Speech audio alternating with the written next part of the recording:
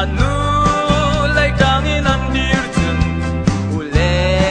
nau rem na khâu lâu si se ba khat pa an si cha an ba lai tangin an dir chun chung khar a rem nak alem ti đâu tu ral dam pi zong an tay kan ram zum tu kan di la khi kan nu kri fa bu lai tang in kan dir itan kan la ga chun ule nau rem na kum lai lo sing tu kan pa ji su lai a kan di la ken kan ta na chun tot na le rem na leng lai i kan ra se tan chu kan tai lai to ta kin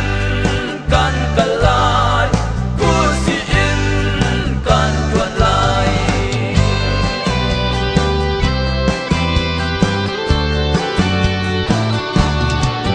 so xua ni aral kap lak a thong how tu zong a chia ba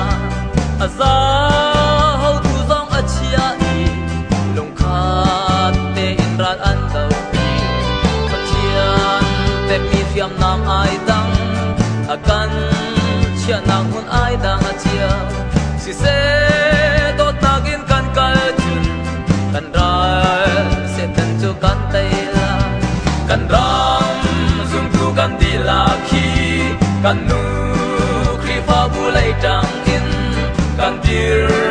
i tan kan la a chun ule nau dem na kum lai lo kan pa ji su lai a kan di la ken kan ta na chun tot na le rem nak leng lai i kan ra se ten chu kan tai lai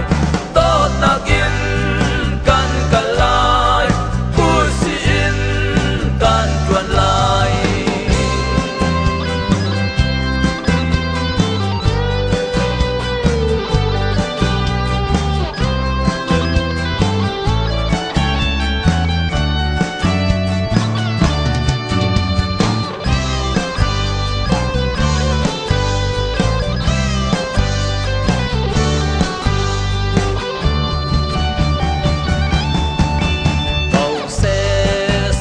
fiam nam ai dang aron pek mi zong ai dang ve meriam pek mi chu khuang a si an mi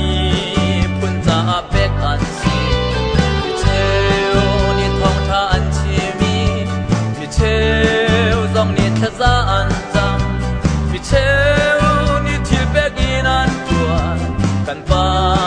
chian ram cha an si kan ram kan di la khi kan nu kri fa bu lai tang in kan dir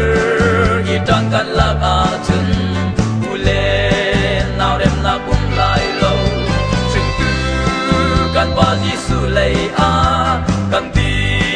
la gen kan ta na chun tot na le rem nak leng lai i kan ra